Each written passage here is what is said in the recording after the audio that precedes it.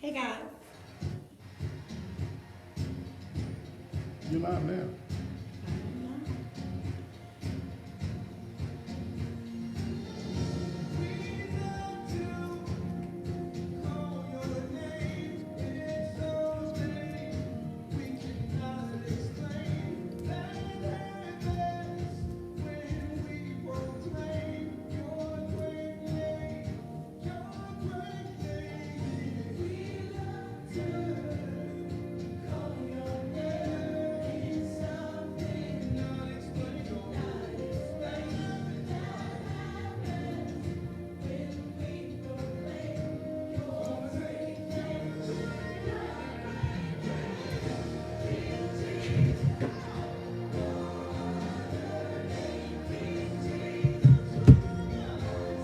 Hey, what's up? This is Embrace Radio with your boy Dr. Troy and your girl Dr. Trina Davis. here at WPEB 88.1. We are excited to be with you today. We are excited to be here at Embrace Radio today. We got some great stuff we're going to talk about today. Ain't been on in a while, but we have been running on the station at WPEB, and we're thankful for the opportunity to be doing a radio broadcast there. And today we're just doing our Facebook Live and our radio broadcast at the same time. We're going to share some great stuff with you today. We got three topics we want to kind of just jump right into today. Good to see you, Pastor Trina. Good to see you also, Dr. Trina. All is well. Levi, what's up, man? What's up? Yeah, glad to have Levi, our engineer, in the house today. Got a couple of topics we're going to talk about. One is hot in the news right now. Some of the controversy between Dr. Juanita Bynum and Pastor Moore and his wife. Ooh. We're going to talk about that. Just get some insight from the pastoral perspective about what that situation probably looked like from the pastoral perspective, going in the room, seeing what happened, having a conversation, just trying to see what would Pastor Troy and Pastor Trina do in that situation. And I know a lot of times people try to figure out, how that would go and what they would do. But, just trying to really look at it like from that pastoral point of view and kind of take it apart a little bit. We're also going to talk about the 10 things that couples argue about. Talk about that a little bit, Pastor Trina. Just overview it. So, of course, if you are married or a couple, I know you've experienced some type of argument. And we're going to be talking about the 10 things that people argue about. So if you're in the comments, you can write some things down that you argue about. And I want to see if they fall in the top 10. The first one is money. Ooh, money. I would say that is probably the top one, definitely. Because we really don't argue about a lot of things, but sometimes when you're doing ministry, you're doing a lot of things, money can be the topic of trying to make sure you balance everything you have going on. Absolutely. I mean, we don't argue about it now, No. but when we first got started, That's Lord right. have mercy, yeah, it's like the biggest thing we argued about was dealing with money and how to handle our money, what to do with our money, and me spending money as much as I wanted to, and you always trying to govern.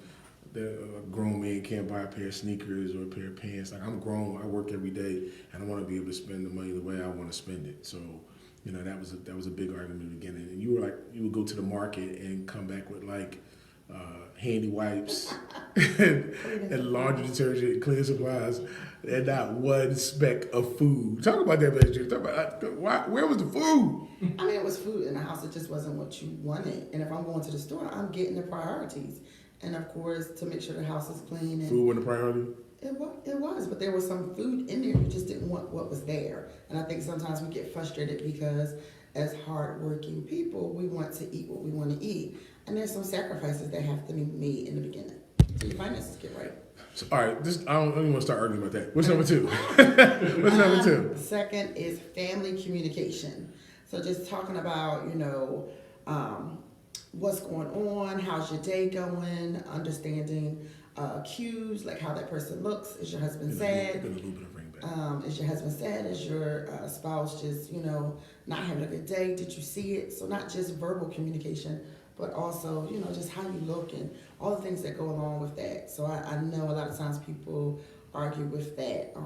I want to say sometimes people argue about the fact that like the communication is bad when it comes to like who's dropping the kids off. Right.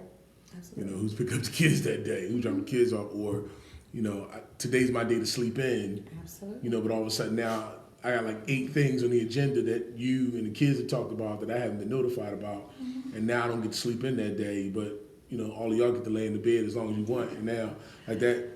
Last minute changes. Yeah, I don't think we talk about last minute changes the way we should. Or even like household things like chores, like when they should be done, how they should be done, who's going to do it. Like Troy Trinae, my family has I think they're older now, so they don't have the same kind of arguments they used to have. Do they still?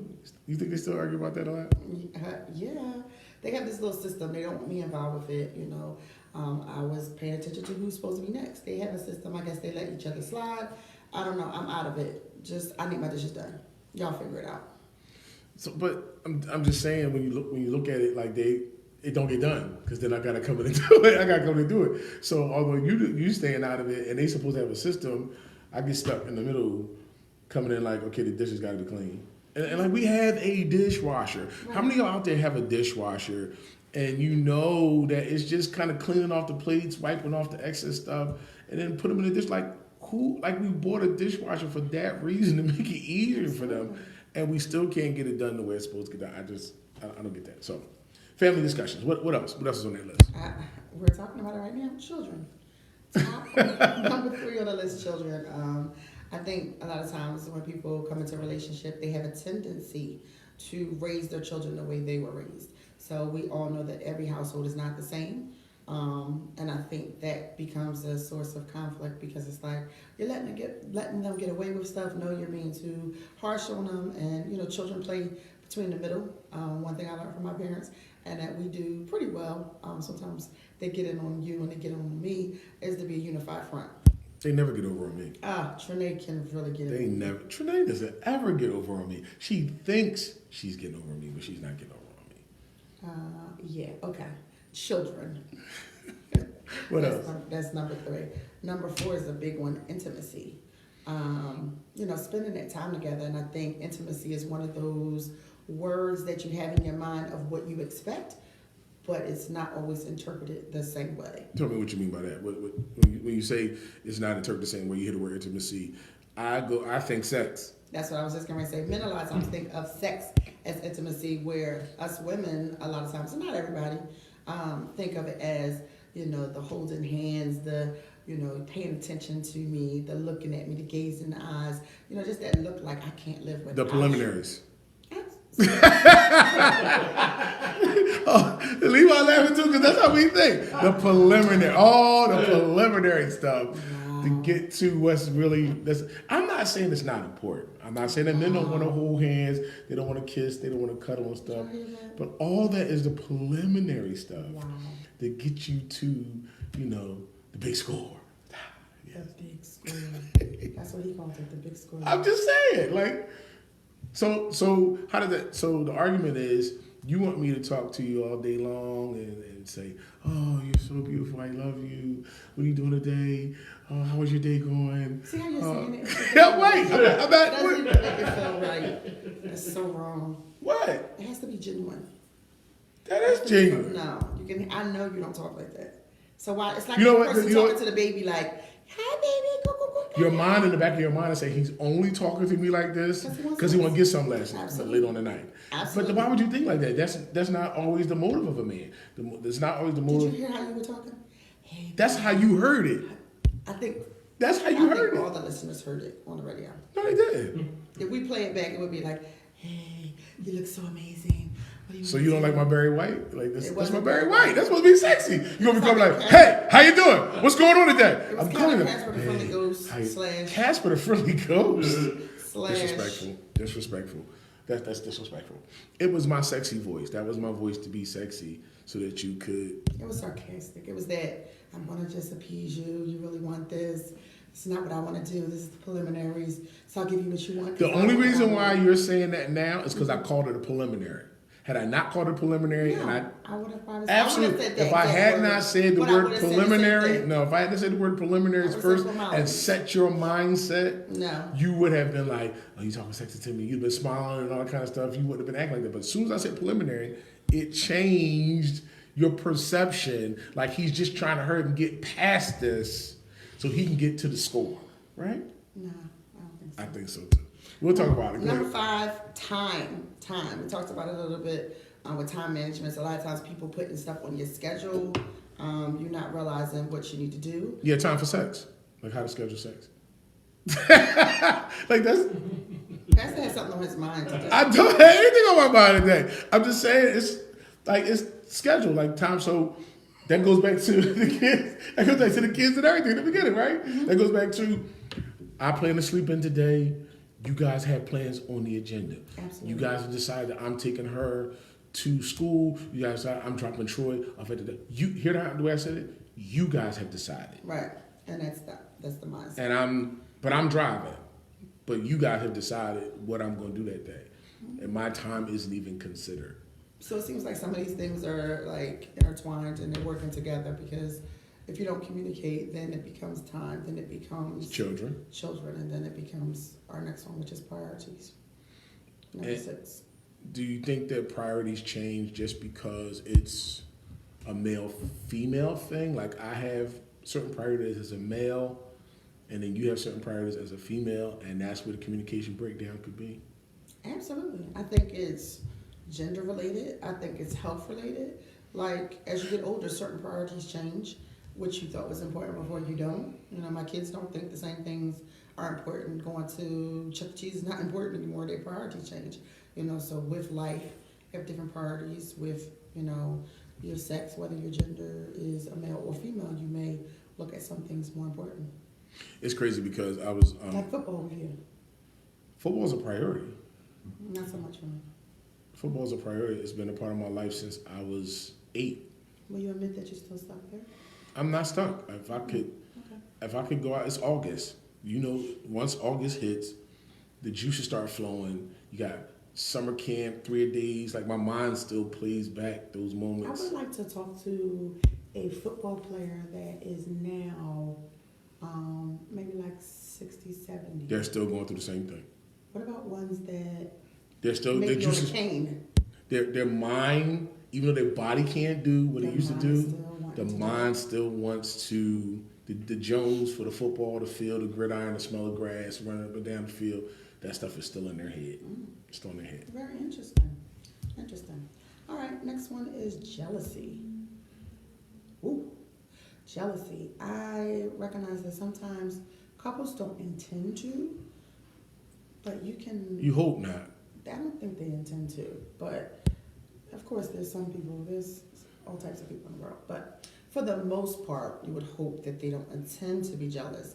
But sometimes if you lose yourself in the other person, if both people aren't being considered in what they really want to do, dreams and ideas. Tell me what you mean by lose yourself in the other person. So let's say you marry somebody that is in Wall Street or doing something, a certain career, and it causes you to kind of stay home with the kids, and he's gone, he's traveling, he's doing everything, and everything is kind of wrapped around the supporting of his dreams and his desires. That woman could get lost in, like, oh, I always wanted to be a hairdresser, or I always wanted to, you know, be in the fashion industry. So you have to find ways to be able to incorporate your dreams and aspirations. So or you get jealous. Let's look at LeBron James, right? So LeBron James he married his sweetheart after getting in the league and all kinds of high school sweetheart getting in the league, and she sat and waited somewhere like around 7 years to actually marry him. But she says the house is geared toward LeBron because LeBron is LeBron. Absolutely. And they don't live in the house they live in. They don't drive the cars they drive. The kids don't go to the private schools they go to without LeBron being able to come home and not have to worry about anything. So then in some cases, somebody would say she lost herself in LeBron, but actually she's actually helping to build the brand of LeBron. So it really becomes a mindset of, do I look at myself as a part of a team making this happen, or do I see him as the person in the spotlight and I don't get any spotlight? And that's where the jealousy is kind of bred at.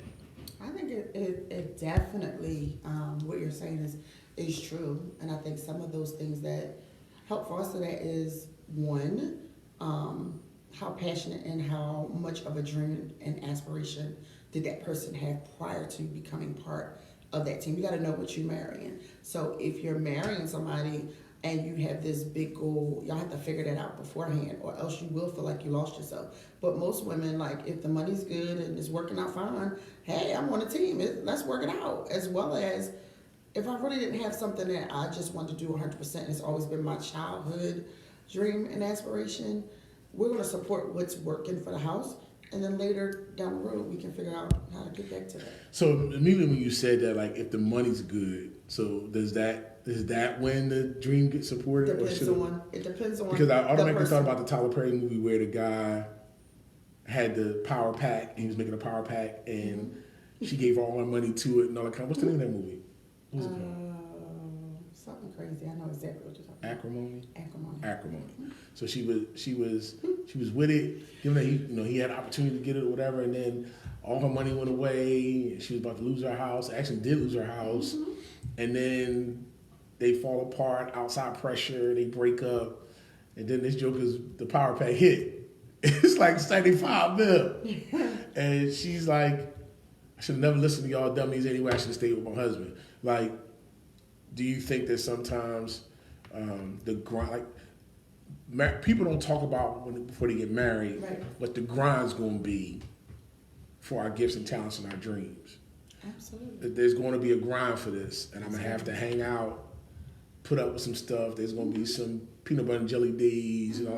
I don't think people really know what they're signing up for. Absolutely. Like, okay, so take for instance, when we got married, I was not a pastor. Right. So you didn't sign up for a pastor. Sure did. I became that as a part of the Talk about that just a little bit. Leave out what you laughing at. Did you hear that? Like, I sure did. I got bamboozled. Like, no. When we got married, that was the farthest thing from my mind. Like, we were still having fun. We both knew the Lord. We knew what we were supposed to do. I mean, we knew a little bit, it wasn't like the Lord But knew we- us. Like, right. we was living for God all the No, way. we were partying. We were college students, having fun, living our best life. And that was the farthest thing from my mind. I knew that you were going to be somebody special. I knew that. Well, thank you. I knew that. I knew you was gonna be somebody special too. Oh, thank you. Thank you. I knew you were going to be somebody special. I had no idea it was going to be in the industry of being a pastor. I knew you were going to be a man of God. Like, it oozed out of you. Like, you tell some of the stories, like you being in clubs and different places, and just the anointing flows. Like, I knew the history about your mom being a pastor, a preacher, and your dad being a deacon and being heavy in church, and you growing up in church. So it just oozed out of you. I mean, I wasn't a stranger to church, so I knew there was something there, but I never thought it was going to be a pastor. I figured maybe a preacher later down the line. Not anytime soon, but like maybe 45. But not a pastor. No, not a pastor. And I have to, but see, I'm the type of person, I want to do what God wants me to do. Like, I've always been that since I was a little girl. So, you've had a ability to incorporate things to make sure my dreams have not been forgotten. Is that what keeps the jealousy away, or you're just not a jealous person? I'm not jealous at all. Like, I really just want Like celebrate. I know you like to celebrate people. I like everybody to win. So I would I'm the type of person that I would forget or lose whatever's going on and wouldn't even think about it. It just wouldn't be in the back of my head like, do you remember you were supposed to do this? Like, as long as it's working and we agree upon it, then it's agreed. So before we jump to the next thing, that's inside joke. Before we jump to the next thing, do you think that if there was going to be any jealousy in our relationship, it would have been inserted by outside forces? And how big does outside forces play in jealousy creeping into a relationship? Absolutely. It would either be two things. One, outside forces that would have tried to pull one of us away. Or secondly, I'm really big, now I don't know what would have triggered you, but I'm real big on you working with me and valuing who I am. As far as like, if I'm gonna give all this up and we're gonna work together, and like for instance, let's say you trying to do this book tour, you're trying to do whatever it is that you feel that we're supposed to do as a family. If it's kind of like go sit in some corner somewhere, and it was like you were devaluing me, all about me, you were not about devaluing you. me, right? You weren't trying to make this marriage work. It was like some people just forget about their marriages, all about their careers, all about them. I'm not built like that, so I know that would be a problem for me because So you don't have to be center stage, but you just need to be included. right. There's be inclusive. Right, and that doesn't mean inclusive walking side by side. I could be the back door. Nobody knows about me. Nobody knows my Inclusive means name. while I'm talking to the microphones, I'm winking at you in the corner and letting you know that I know you're there and I love you and all that kind of stuff. And then making sure that when that moment is over, you get my full attention. Absolutely, like our marriage is tight, like that you love me and I can feel that you're loving me because the marriage is the most important thing. If our marriage isn't working, nothing's working. That affects me all the way around. So here's the crazy thing about that, and we've talked about this before, that if our marriage isn't working for you, nothing's working. But if our marriage isn't working for me, I got to continue to work. Absolutely. Like I can't, like Levi's crazy, like you can't take time off. Like the man can't take time off. Right. Like I can't be like, well, you know what? I ain't preaching either. How about that? You know what I'm saying? Like somebody has to still drive the ship, even if it looks like things are falling apart. And men, most men, feel like they don't have the luxury of breaking down and going in the corner and crying and sobbing or having a pouting party and slamming the door and I ain't coming out this room for the next 2 days kind of thing. Absolutely. So it's like, where you may, some men can get jealous of that. Like, you can just stop if you want to, but I'm going to say, well, you know what, I'm going to stop too. That's just not good to do because that house just really, really, really falls apart. And especially if, I found that jealousy can kind of creep in sometimes when the woman has probably more education, makes more money, has more options, that sometimes jealousy will form in that area. So we'll talk about that a little bit more, but let's get to the next one. Next one is religion. Ooh. So you talk about me knowing that I was going to be a Christian, but you was dating a Christian guy who turned Muslim. How was That that? was coming. That's the truth. Listen, we are being very transparent with the people here. We're being very transparent with the people here. What was that like? And so I want you to talk about what it was like at that age, but what would have been like if you had children and somebody kind of turned and did something like that. What would that have been like? So talk about what it was like when it happened, and then because it kind of just happened because he was a church guy. Yeah, so he was a church guy. I mean, we're going to be very cautious about how we say it because he's a good person. Right. He just changed religion. Right, church guy. Parents grew up in church, family from the church, and he was practicing as a Muslim. And in my mind, I was thinking that's a phase; it's going to go away. So we were in a relationship. I think at that age, I'm trying to remember how old I was. I want to say I probably was like 16, 17. No, you might have been. No, I'm just saying the beginning because we kind of knew each other back and of forth. dated back and forth. But he was church then. Right, kind of, sort of going into that path. And then as I was leaving high school, getting ready to go into college, he was kind of strong in it. So in my mind, he's not going to do this forever. Right. And I recognize that, I guess in my head, we're not going any further with marriage or anything because I'm not, no disrespect to any religion. I know what God told me to be. I'm not converting. So it's not going to work because, in certain religions, you have to be at a whole nother level of submission, just for it to work. You're not supposed to walk. And this is a, Christian value, but I'm pretty sure they have some form of it. You're not supposed to be uneven in yoke. So if it's not going to work for me to be Christian, and we would laugh about it and say it, but I know in the back of his mind. He told you there wasn't going to be no Christmas, right? He said, wasn't going to be no Christmas. That would get done. I'm like, you crazy. Christmas is all the holidays, birthdays are a big time for me. And he was like, well, I'm going to go to the mosque and you go, do church and stuff like that. And I was like, thinking in my head, that's not going to work. And I'm pretty sure he's thinking in his mind, that's not going to work. She's going to convert because he's not going to deal with me in that state. But and my mom always jokes like, thank the Lord we pray you out of that. Mama was not going to become Muslim. And the crazy thing about it is I dated a very beautiful young lady who was Muslim and didn't know it. I didn't know she was Muslim until I went to her house one day and looked over the door and saw something said that Allah is great. And so you were converted? At that moment, I wasn't really thinking about her religion. I was thinking about the nice person she was, and her family was great. If I don't know, mind, do you think had I not been probably as grounded in church as I was, and had I not, I was teaching Bible study when I was like 13, 12. Like I was teaching Sunday school classes and stuff. My dad was a Sunday school teacher, so they were so nice to me that if they had offered something to me and I was weak in my faith, I might have did it.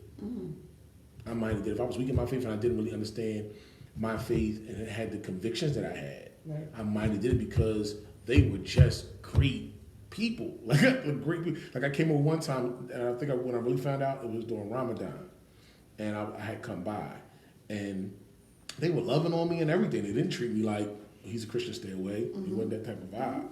And they had cooked, the special meal or whatever. And I come over and they told me like I couldn't come down. They were praying and I couldn't come down while they were praying and everything. But then when I finished praying, they came upstairs and they just like with open arms like welcome me. So if I had not known what I know as far as the Bible is concerned and had different convictions, yeah, I might have.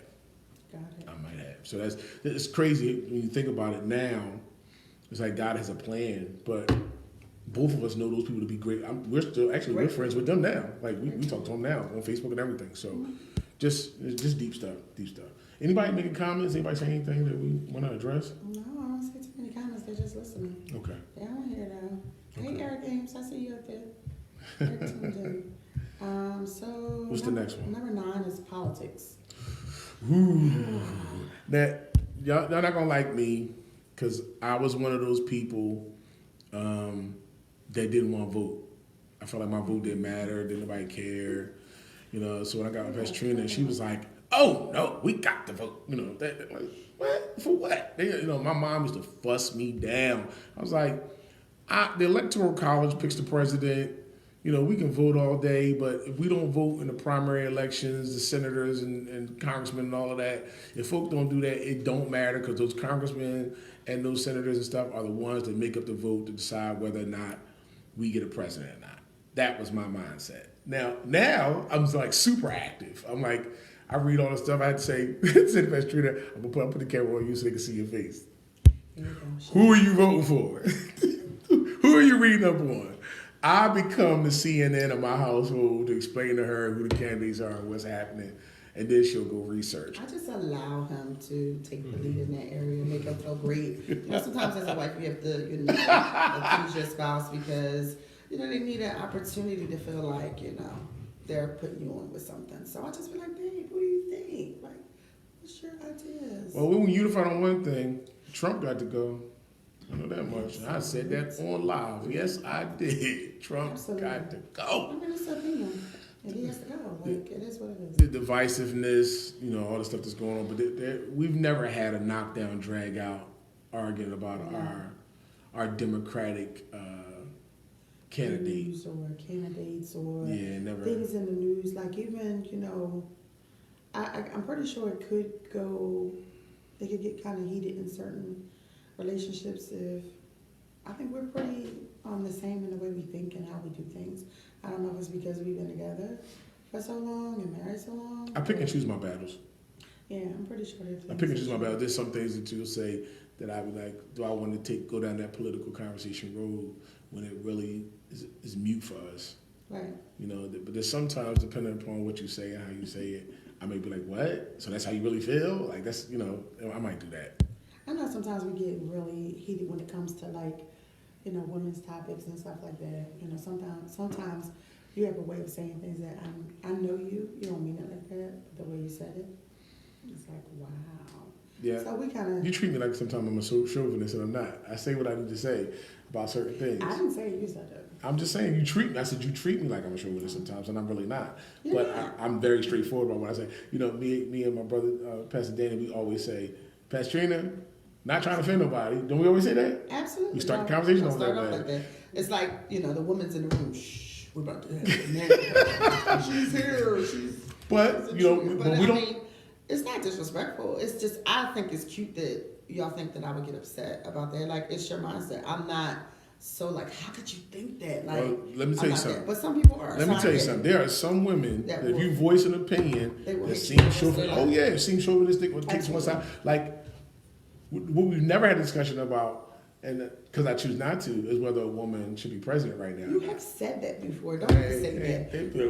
PMS and hit the button. Boom! Everybody gone. You're blowing up everybody. I think, from an emotional standpoint, I think when other countries see a woman coming as president, they may take our country as weak. Why isn't a man leading? So we've had that kind of conversation. Absolutely. And I'm the type of person to say that that definitely can open the door and cause stuff to happen. Like, you got to look at it from all perspectives. That's why I like to hear people's mindsets and what they think, because sometimes you're just thinking of it or looking at it from your view, your filter, and when you hear somebody's perspective, it opens your eyes to say, hey, I got to consider that. I got to look at that. Now, if you decide to become Republican, then we probably gonna have some arguments in the House. But until then, as long as we stay Democrat, we all right. I'll ride with you. So. Got it. Sharon, we do the Embrace Radio. We are supposed to do it once a week, but because of health challenges and everything we have going on, we've been off the air for a while. So, and it's me, Pastor Troy would love It's to actually do it. running on WPEB. Yeah, it's on the radio and it's on Facebook. Levi's engineered.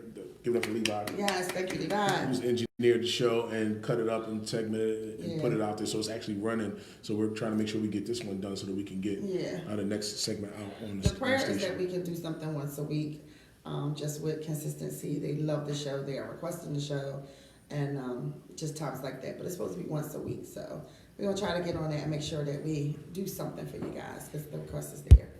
And What's the next one? the very last one is the past. Arguing about the past. Yeah. So wait, I'm gonna. So how many couples really had that conversation like about old boyfriends or old girlfriends or how many partners you had? Like that conversation like that could be taboo for some people, and they can't really handle that kind of stuff. We've had conversations about old boyfriends and old girlfriends, stuff like that, and I think it's helped me understand, because some of the dudes I was like, why him? Like, why was you with that dude? But then you were going to say he was really nice, he was really this, he was really that. Because I was like, he just don't look like your type. Mm-hmm. Like he doesn't look like your type. Not that you really have a type, because I think that you kind of, if the guy's nice to you, if he love on you, if he treat you a certain way, then he'll get your attention. Absolutely. Not to say you haven't had curly hair pretty boys or Mr. Dark Chocolate. You've had the whole gamut. Mm-hmm. But talk about that for a minute. I think that definitely can be a sore spot, talking about the past, but we do pretty good with that. We kind of enlighten each other and help each other kind of see where that person did well, where they failed. I think a lot of times the problem comes in when you can feel that person is stuck. There's sometimes you'll see that. It's like you're talking about something. It's like you're talking about food. You're like, that steak was amazing. I've seen it.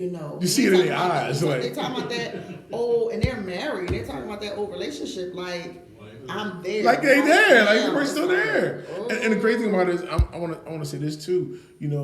Depending upon how close the relationship was, you might be finding out you a rebound. Right. That's scary. Like, what happens if you marry somebody and you 10 years in, and then that person talks about them or sees them, and then all them feelings from that old relationship that wasn't unresolved start to come up, and then you standing there looking like, yo, or let's talk about this. We often talk about how you're raised. Mm-hmm. That could be a part of your past. Mm-hmm. I'm doing a series with the guys right now called Management, and I took the word man, Levi, and I broke it down. I said sometimes we learn from a certain man, or we understand certain things as a certain man, and we get stuck in an age, and then that age draws our mentality, management mentality. So the mindset is you got people who learn something at a certain age or learn something from a certain man or woman, man being a neuter word, and now their mentality is totally shaped by that. So like I was telling them, like I grew up with hand-me-downs, and then my mom would buy me, I would have limited stuff because we didn't have a lot of money. Mm-hmm. But yet and still, now I want to shop all the time. Gotta have stuff. I got to be new. Like I want new stuff. I don't want something from somebody else. I want new stuff. Mm-hmm. So that mentality has been shaped based on my past, and some of the things in your past, if you don't deal with it, could mess up your future. Somebody saying something? Yeah, Roger said those are touchy topics. Yes, they are, Roger. Oh, old relationships? Just all the topics we've been talking about are touchy topics. They are, and they can really be, especially if you don't have good communication, it can turn into something else. And then Rick said he tries to avoid conversation. Now, Because Rick, I think women ask what they don't want to hear. Like a lot of times. wait, I'm gonna go back to you because I want the camera while you say that. Say that again. I said sometimes women ask what they don't want to hear. Like we're newsy, but we really don't want the response we get. Like I don't know if we think we're gonna get a different response, and then we get the other one that's like, oh, I didn't want that. But we're very newsy, but we don't always want what we get. And I'm pretty sure some men like that too. But I want to know. And sometimes for men, we want to know why you want to know. What you want to know for? I just want to know. Well, why you want to know? Why you want to know about her? Like, why you want to know?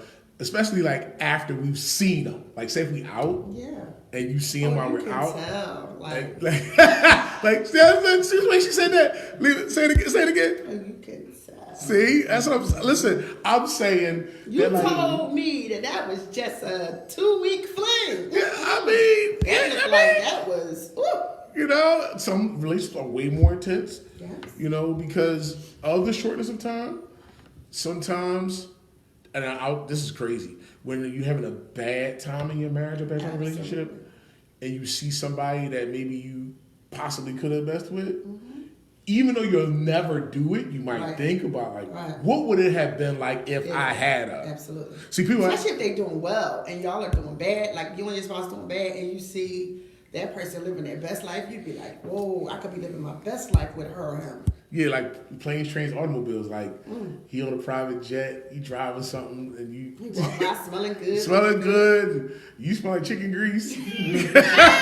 You know, like, like what? How did I get stuck with this? Like, you know, or you know, kids and things like that, and you know, especially now I'm gonna tell you, gaining weight, health issues, all of, you know, I had a conversation with somebody once before about they got with somebody and the person they were with was sterile. Wow. So they could never have kids, and they saw somebody that they used to be with that they was pretty much in love with, and that person had 4 or 5 kids. What do you do when you come across somebody? We've never had this, thank the Lord.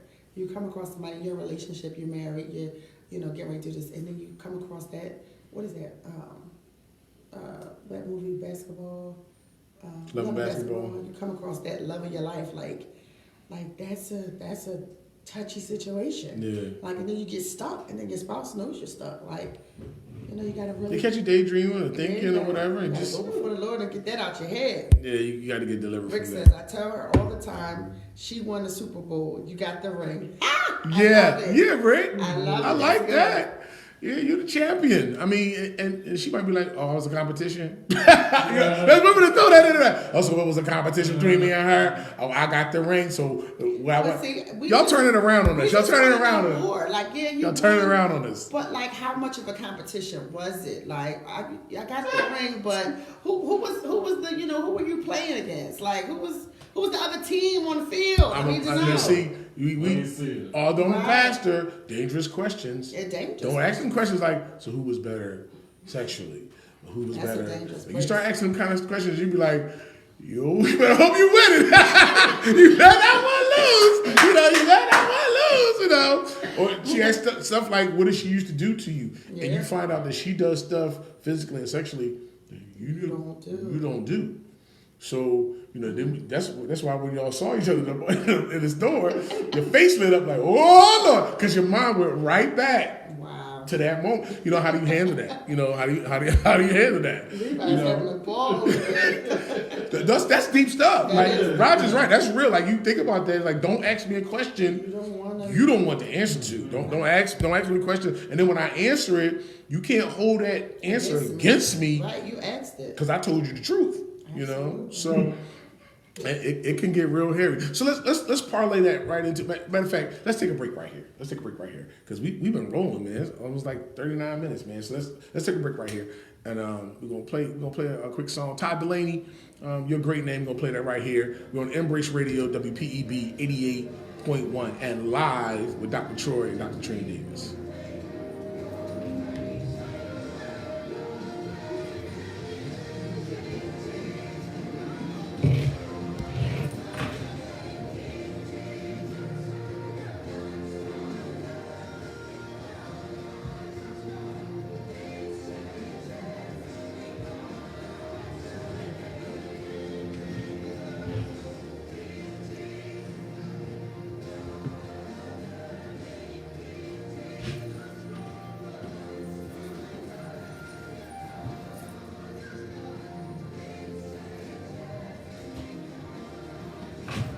while this song is playing, I want to talk to you. Yeah, Roger, you said don't ask if you don't want the answer. Lauren, you thought about the competition comment. What you mean? I'm telling you, we want to know certain things that we don't really want the answer to. And I mean, if you're gonna ask it, you're gonna get the honest truth. Honest truth.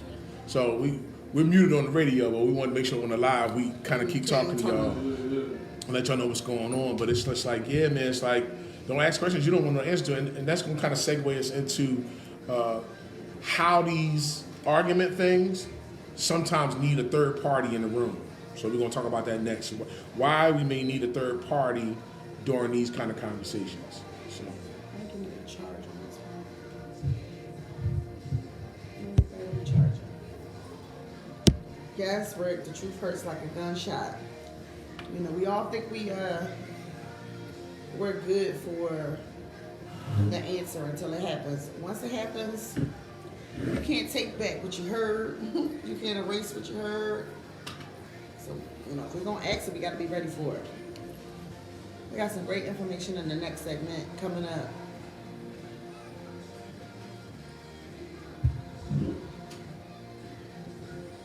Let me just get this. I had one in my pocket. Did you get that? It's in my pocket.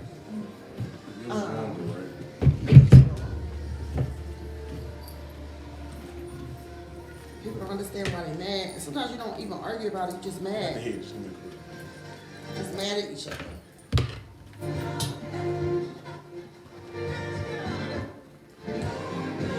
Oh yeah, Lauren, yeah, we want to know the competition. I think women do. We want to know I think sometimes in our mind we're like, if I can figure out what I need to do. It's a crazy way of like, maybe if I knew who she was and what she did, so when we ask the questions, it'll be a lot better. We ask the questions, we would feel better. That's what I think we think. And then we get an answer we wasn't expecting, and it's too much. So. All right, we ready to come back.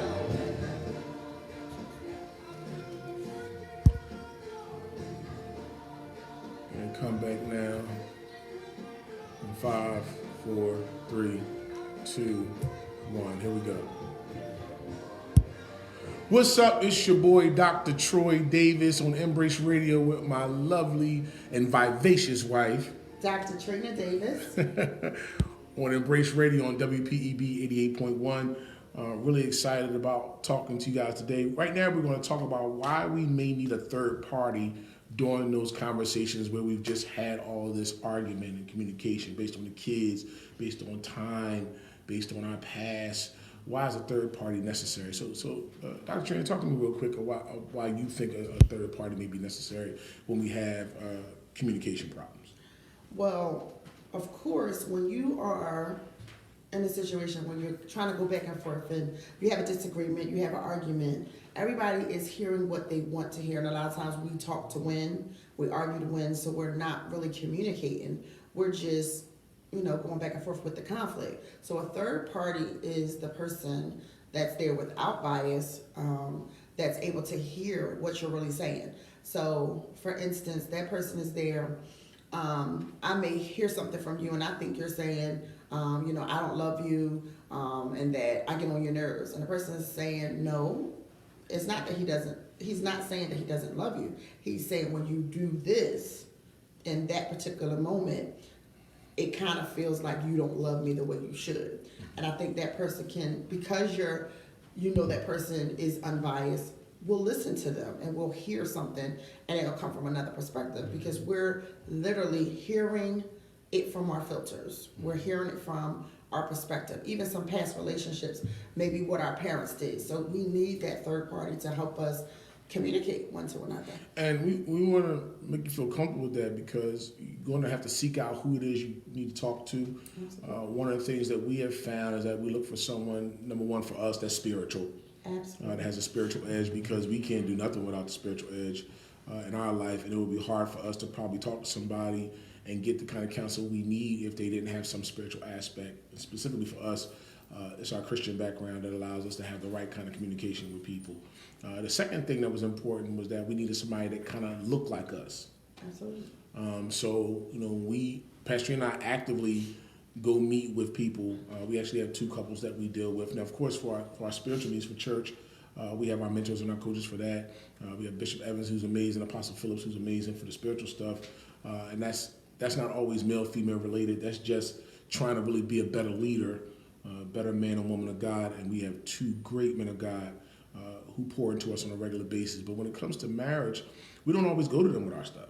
We're looking for a couple that kind of looks like we look, that pastors the way we pastor, who are truly co-pastors. Because sometimes people are co-pastor in name. Mm-hmm. They're not necessarily co-pastor in how they actually run the church. Like there's equal sharing of the weight. Not just preaching and teaching, but the administrative stuff, the counseling stuff, going to the hospital.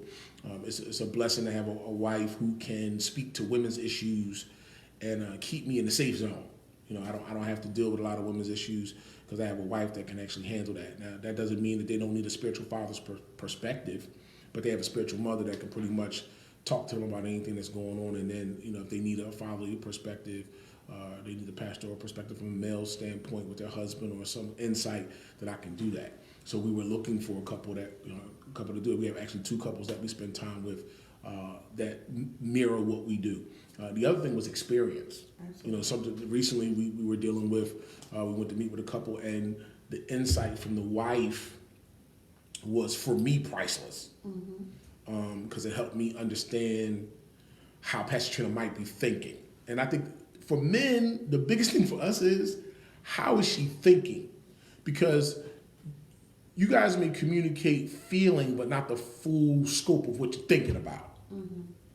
So when she went to talk to me about certain things, I would hear parts of it, but then when it came from a different person, without the anger, without the hollering and screaming, and know that realistically, you're going to have knockdown, drag-out arguments. Absolutely. Pastor and I are not going to sit here and act like there's not going to be times, you should never raise your voice. You're a man out of control.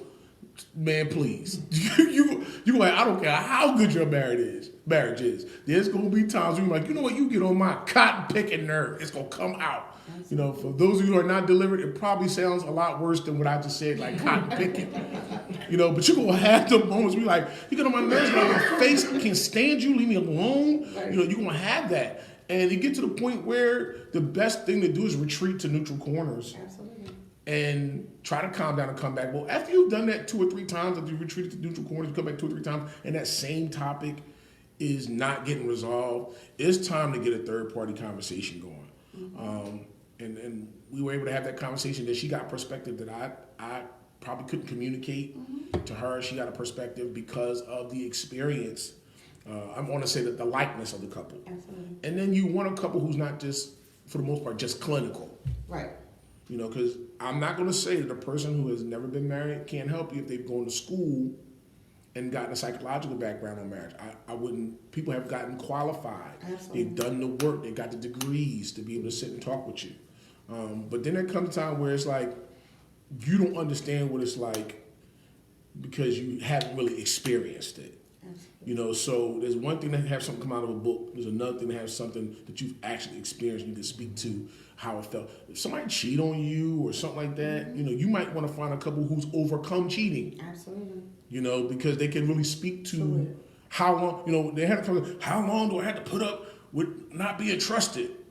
Well, somebody that's actually been through it may tell you there is no how long. Right. It's whatever it takes. Stop putting a time frame on the trust. It may be whatever it takes for that person to get. You got to know your spouse. So that third party is really, really important. And in some cases, that third party, if they're really in tune to you, they'll actually say the tough thing to the other spouse that you don't have the ability to say. Absolutely. Or that won't be received when you say it. I think that was the good thing. And I remember early in our ministry, early in our marriage, we had mentorship that dealt with couples in ministry. And it really was good because there were things that you would catch just some things are taught, some things are caught. Just being in an atmosphere, you would catch something, I would catch something, and it might be something that you were about to talk about, like, oh gosh, I dread having this conversation.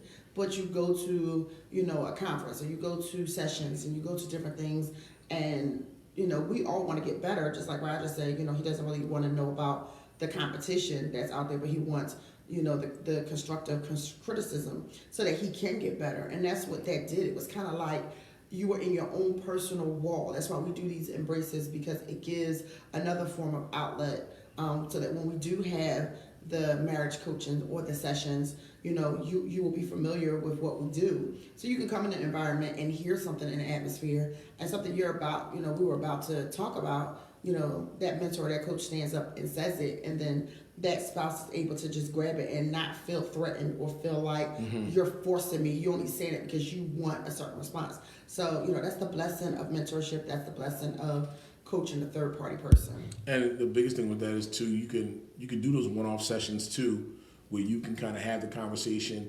Because I found that coaches sometimes will help you craft a better way to communicate as well. Absolutely. So there's been times where I'd have an argument with Pastor Trina, and I'm like, she ain't getting it. And then I would go talk to Apostle Phillips, and she would actually know I spent time with him. Because I would come back, and she said, you sound different, you talking different. Did you go see Apostle? And I'd be like, yeah, I did. We sat down, we talked about it. This very last session, I think for Pastor Trina, it might have surprised her that when we got in our last session, I actually wrote down everything. How did you feel about that? Like, when you heard me rattle off the things that were discussing, how did you feel to know that I had took the time to write it down, and kind of, did you feel like I got what was it accurate what I said? Because I thought it was.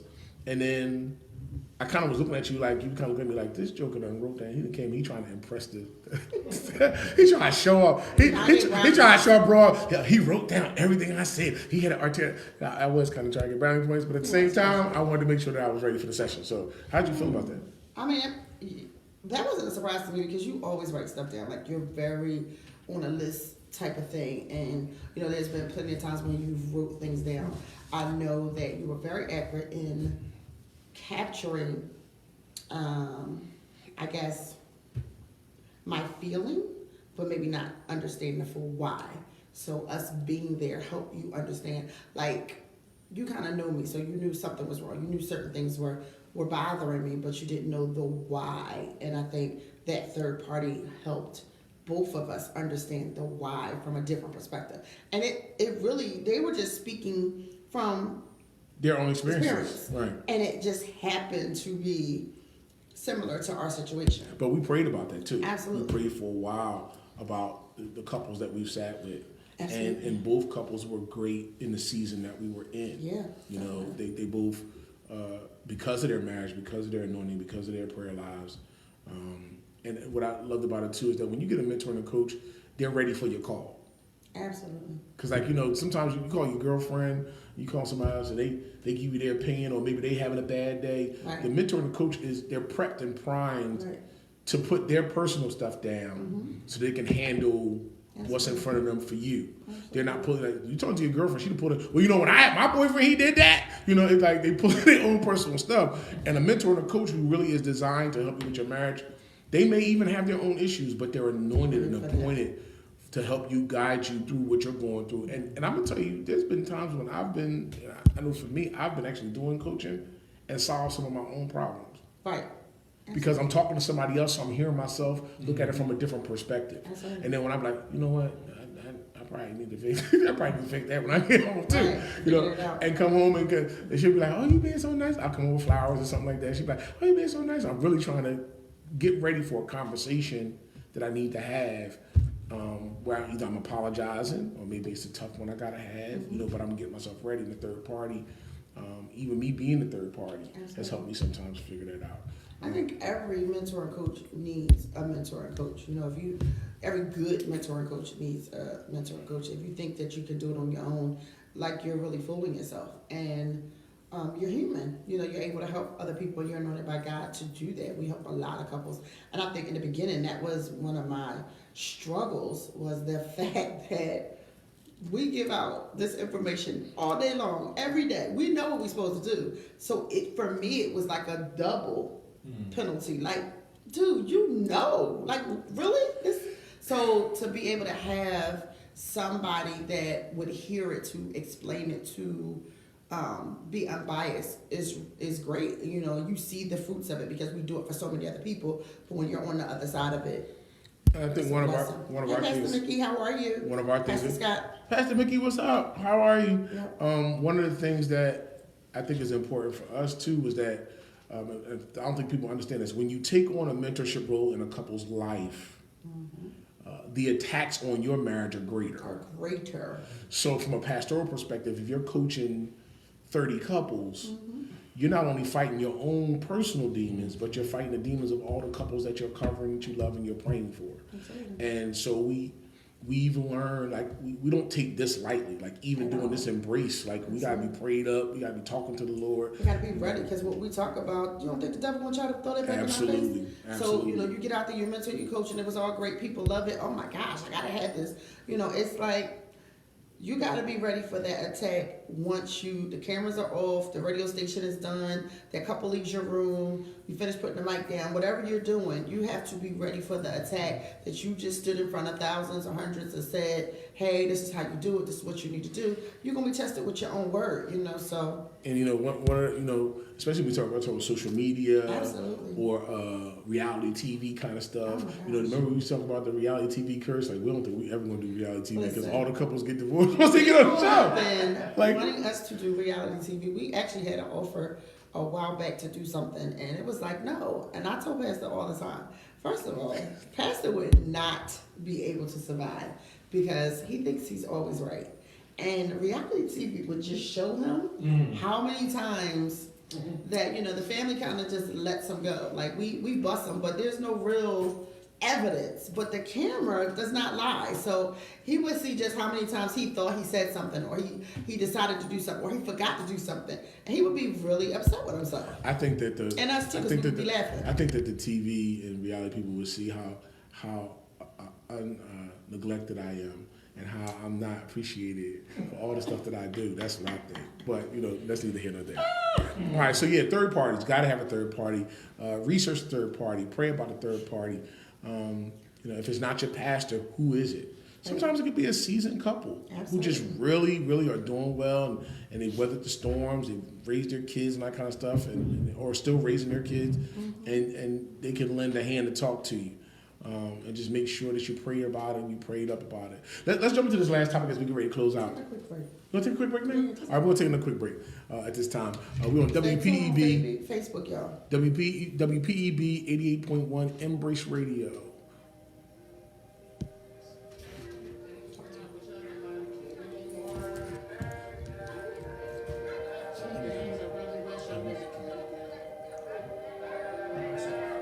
Unmuted because I want to say T-Coda. I want to talk. Yeah, that's right. You listen to the Embrace Radio, WPEB 88.1 with T-Codas back in the day.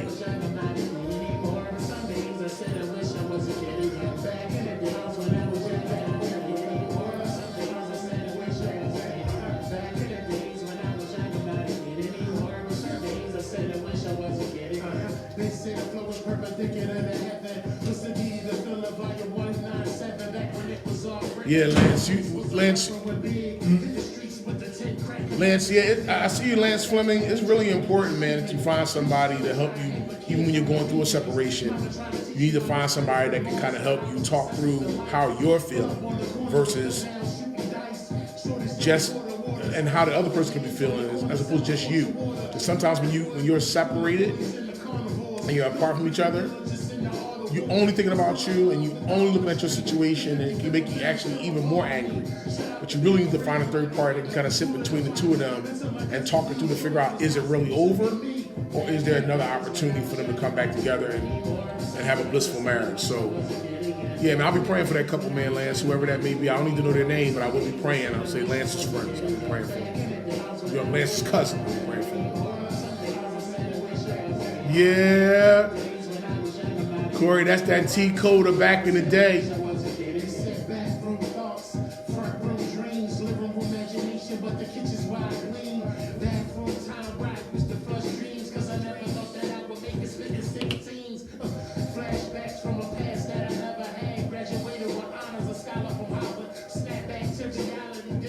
That's our very own Minister Terry T. Coda, back in the day in rotation on multiple radio stations. Why not on Embrace Radio? He's a part of the family.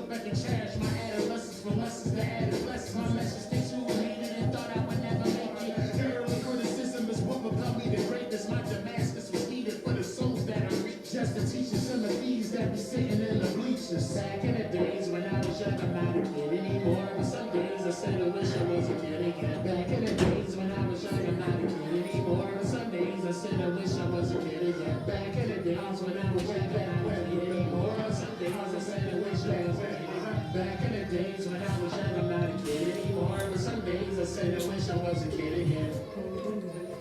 Yeah, we're coming back in 5, 4, 3, 2, 1. What's up? It's your boy Dr. Troy and my girl Dr. Trina Davis. here on Embrace Radio WPEB 88.1 and our live Embrace show.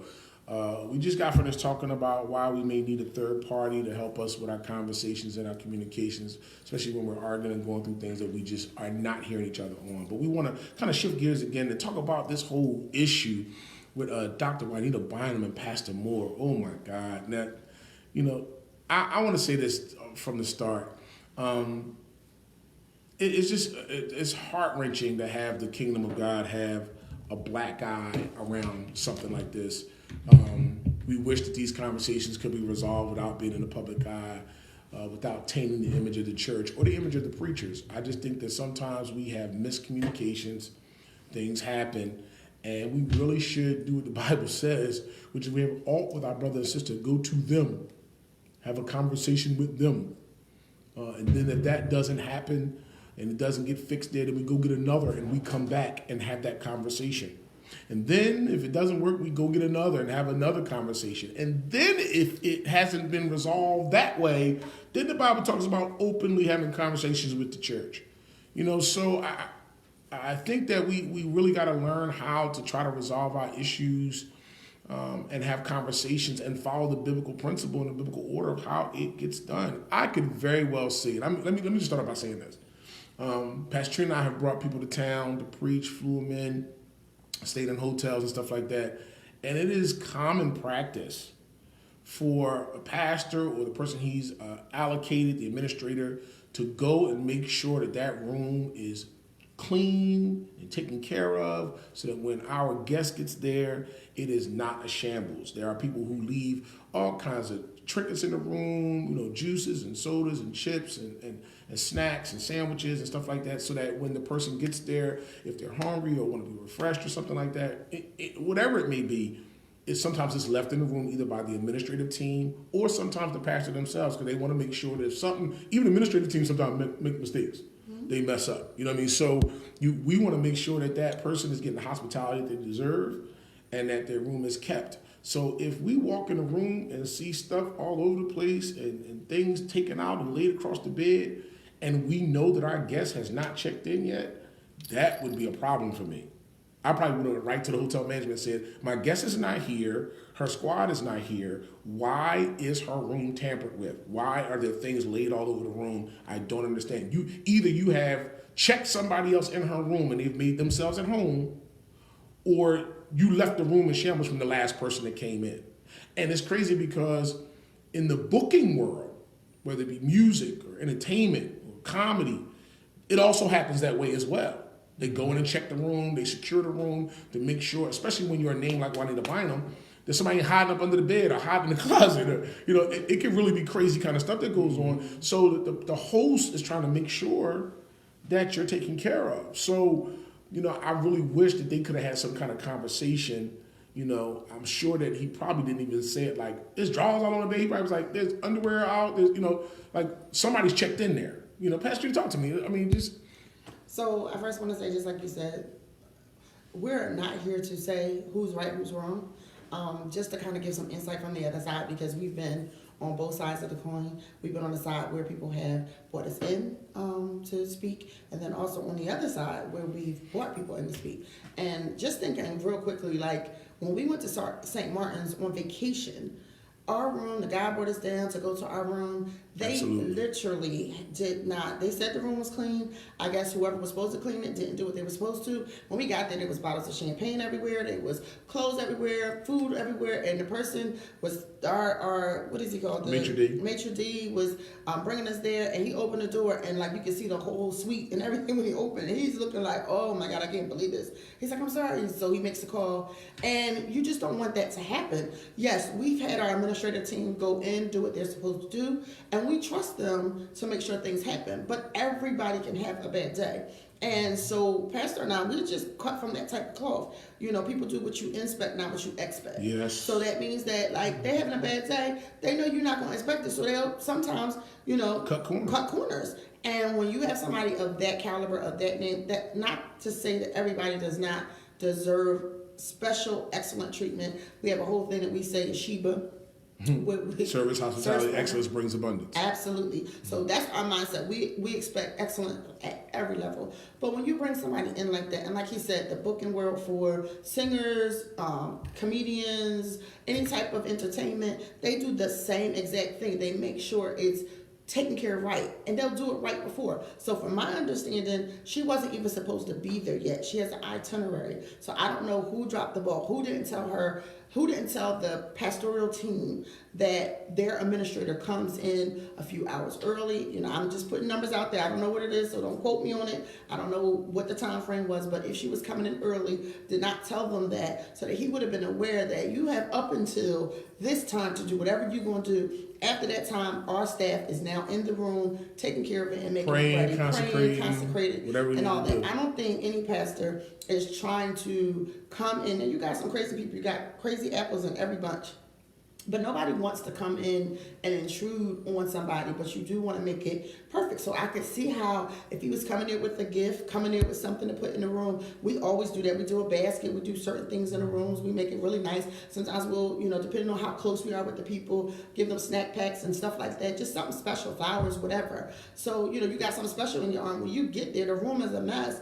He went downstairs, chewed the people at the And desk didn't out. leave, because one of the questions was, why did you leave what you brought? Why would I leave it in a dirty room? Why would I leave Or it in if it's somebody not, else? if it's somebody else in there, Right. they may open take up the what bag I- and need it. Right, and that's their room. So now I gotta find a last minute item because I left it in the room. I went downstairs. When I come back, the person that's in the room is there eating it. What you left it here for me? I thought it was the hotel staff giving me something to eat. You know, so now I gotta send my team out to find something last minute because I left it in the room. No, I'm gonna take it back downstairs and say, why is this not the way it's supposed to be? Now the flip side of that is, Dr. Bynum's coming to preach. She wants her room consecrated a certain way. Absolutely. She has a team that's supposed to consecrate her room a certain way. She's very particular, from what I understand, about things that she wants done. And when you come there and you realize that somebody has seen your underwear laid out, it could freak you out. Yeah. Absolutely. You know, and the flip side of that is, you know, what happens in this day and age, where you can put a spy camera anywhere. Let me tell you something. I could see some apprehension on her part. Like, I don't know. Let me tell you something. I be telling Pastor, close the windows. He be like, it's tenant from the other side. I don't care. Close the blinds.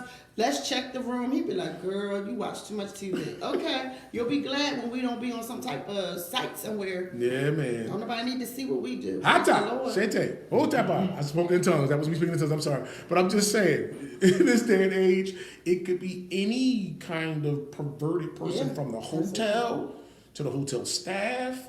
You know, so from her standpoint, it's like, and then she went on to say that she felt like when she got up to the minister that, and this is from her words, from her live, that, you know, she didn't want somebody that had looked at her underwear, you know, looking at, sitting behind her or looking at her. And if you, for whatever reason, have had any episodes or anything that go down that way, I could understand why she may feel that way. Absolutely. I think where I started having the problem is that they couldn't work it out. Right. Couldn't talk.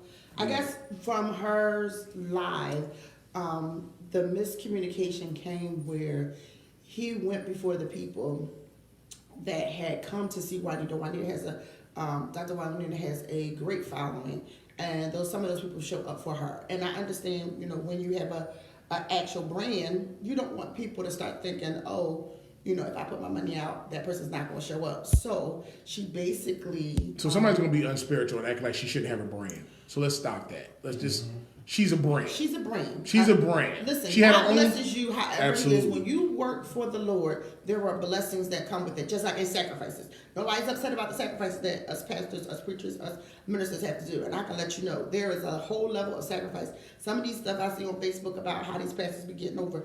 Y'all really don't know most pastors, honestly. Like the average pastor Ain't getting it like that. Ain't getting it like that. They doing it for the Lord. And if you knew the true story, there would be another level of reverence for God, and then also understanding what they do for So you. I want to make sure that But- people understand when you use the word brand. You know, when you talk about all the There's a other benefit. off-color deals that are books and all kinds of other stuff that they have. At one point, Dr. Bynum had a TV show. Right. You know what I'm saying? So like, I mean, like Am I a not Oprah supposed to have a book? Winfrey. Am I not supposed to Right. have opportunities because I serve God that I'm supposed to be, poor? So and she had a brand. She has a brand. And that That's brand- bigger than ministry. It's Right. a brand. Right.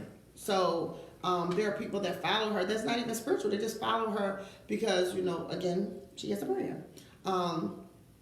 And she was worried about that because when he went to tell the people, he stood in front of them. This is from Dr. Bynum's live Perspective. her perspective. When he went in front of the people, he basically made it seem as It was if out of his control. he made it seem as if she was doing something wrong. So not just out of his control, that she just was like standing the people up, and it was making it look bad on her. From her perspective. From her, like the people were looking bad at her, like she wasn't holding up her end of the bargain.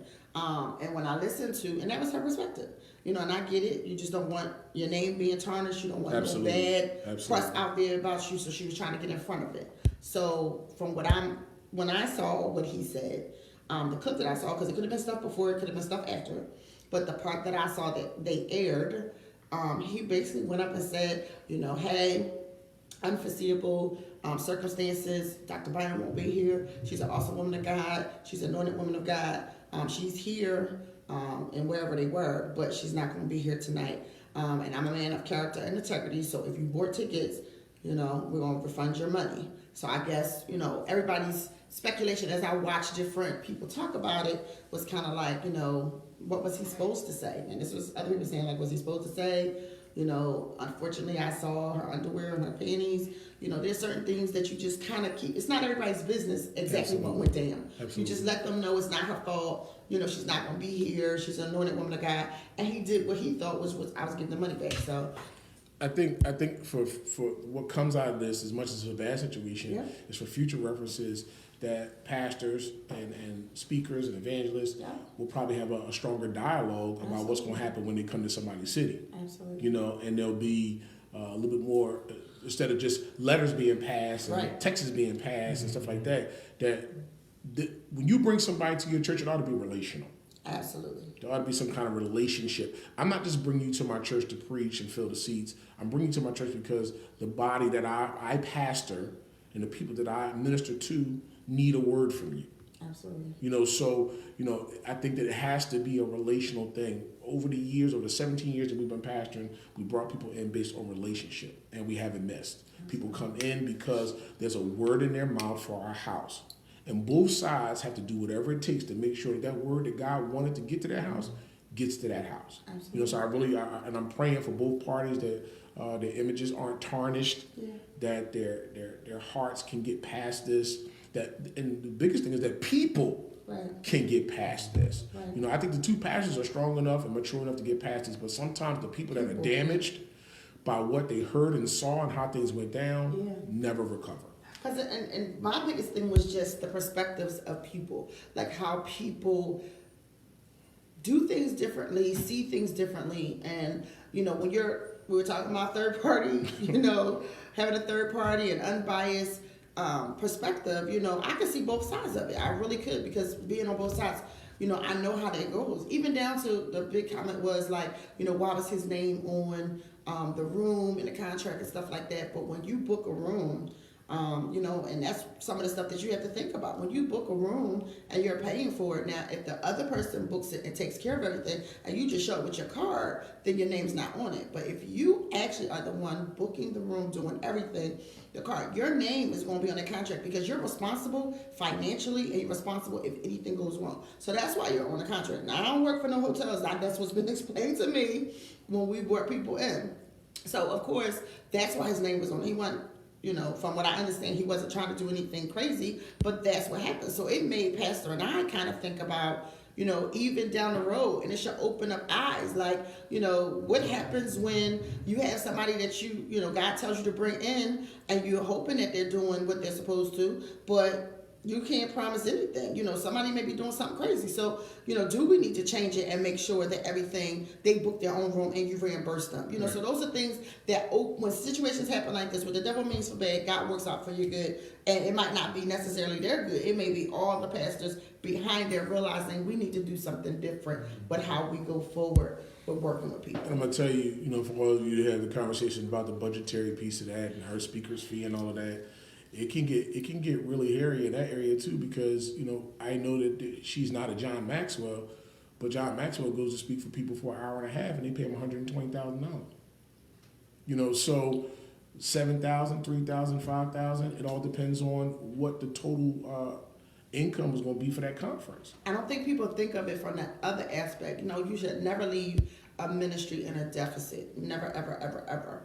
But some of these people have people that have been blessed, and they believe in sowing seed. They believe in bringing forth, and they want to sow into those people's personal ministry. So what happens is they come there. They would have never come if that person wasn't on the ticket. I mean, let's just be real. It's not, we know that it's all about lifting up Jesus. We know about God, but some people, they've been able, because God has given them an open door and blessed them through that word from that person. That word, right. That those people are connected to their ministry, so they want to sow at another level. So we're okay with certain secular people receiving stuff because they bless you, whether it's John Maxwell, whether it's any of these mentor and coaches that are out there. But when it comes to the men and women of God, we kind of feel like they shouldn't be blessed on that level. Now, like I said, it should never leave a house in a deficit. It should never leave it in a place where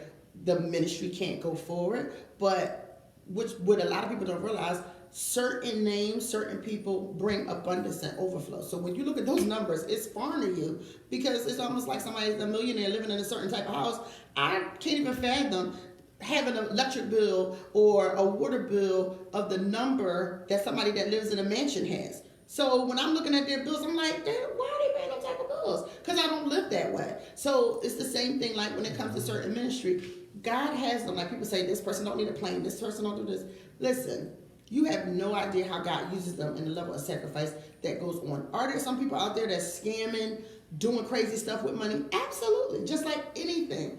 And that's why, guess what? They're going to have their day. God is going to avenge. Woe unto them shepherds that muddy the water. Come on. Woe unto them shepherds that scatter the flock. The Bible is very clear in Ezekiel about what he's going to do. Here's what I want to say to you too.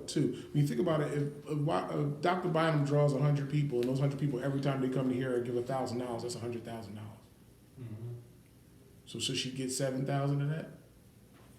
Should she get 8,000 of that? When you think about it that way. So I'm just saying, if there's 3,000 people at the conference or 10,000 people at the conference, and there's just 100 people that follow her because of the words she's spoken, because how she's been blessed, they've been blessed with a ministry, she's prophesied to somebody, she said something to somebody, and they decide they want to see her ministry continue to go. And those 100 people, just 100 people out of 3,000, give $1,000. That's $100,000 up front. So it's like, we ain't talking about the other 3,000 what they gave. We're just talking about the 100 people that follow her everywhere she go.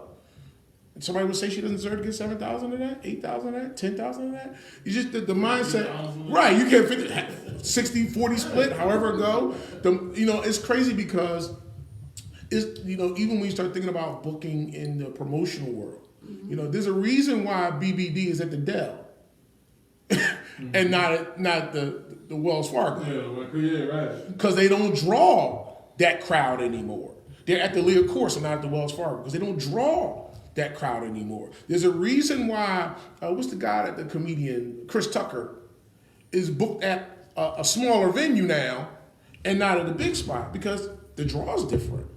So it really happens. It's a shame to say it that way, but if somebody is accurate in their gift and they study to show themselves approved, working not need to be ashamed, rightly dividing the word of truth. The Bible says when you are diligent in your study, you are worthy of double honor. That's what the Bible says. And you always have the option that if that's not what you Don't go. Don't go. Don't go. Don't book them. Don't have them. Just please don't talk about what you don't know. And sometimes, I love Facebook because it is the platform for us to be able to talk our opinions and stuff like that. But I just want you to get well-rounded in some of the stuff that we talk about. Sometimes I listen to how people dog pastors in church because of their experience with pastors or their experience with, people. And instead of, seeing that side, I have no problem with you talking about your experience because we all then experience something. We go to a restaurant and we'll be like, that restaurant, da-da-da-da-da. But somebody else love it. Somebody else will love it. But I think sometimes we got to be real careful when we generalize. All restaurants are a mess. And if I got a favorite restaurant and I'm upset about something, I'm not going to say restaurants. I'm going to be like, hey, Longhorns is amazing. I love Longhorns. I could be in there all the time. But this restaurant, so we can be able to clarify because it's not fair to lump everybody. Just got to be careful when you're doing that. And I think the other side of that is that it's not good for pastors to get on here and vent either. Absolutely. And go crazy on members and sheep. Like you have a responsibility. Right. Somebody says something today. It says sometimes you not telling your side of the story guard somebody else's character and integrity. Right.